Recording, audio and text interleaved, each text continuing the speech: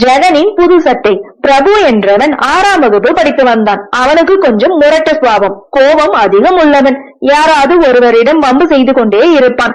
அவன் ஆசிரியர் ரவி பிரபுவை பெஞ்சின் மீது ஏறி நிற்கச் சொன்னான். பிரபு முணுமுணுத்துக் கொண்டே நின்றான். ஜெகன் என்பவன் கிளாஸ் லீடர். அவன்தான் என்னை பற்றி ஆசிரியரிடம் சொல்லியிருப்பான் என்று அவன் மீது கோபமாக இருந்தான்.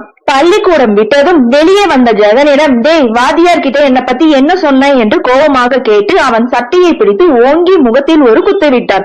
ஜெகன் கீழே விழுந்தான். மீண்டும் அவனை தாக்க முயன்றான் பிரபு. ஜெகனின் எண்ணமெல்லாம் கிழிந்து போன தனது ஒரே சட்டை பற்றியே இருந்தது.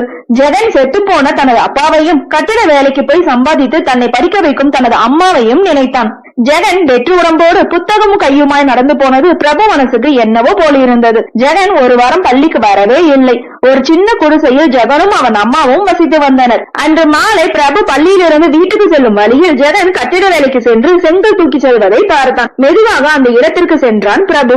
என்னடா ராஜா, பள்ளிக்கூடம் போகலையா, வேலைக்கு வந்துட்ட என்று அங்கு வேலை செய்யும் ஒருவர் கேட்டார். போட்டுக்கிறதுக்கு சட்டை இல்லை, புதுசா எடுக்கணும், பணம் வேணும் என்றான் ஜெகன்.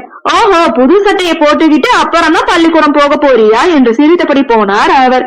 இருந்தா ஒரே சட்டையையும் நான் கிழித்து விட்டேன், அவன் எப்படி பள்ளிக்கு வருவான் என்று மனதுக்குள் நினைத்தான் பிரபு.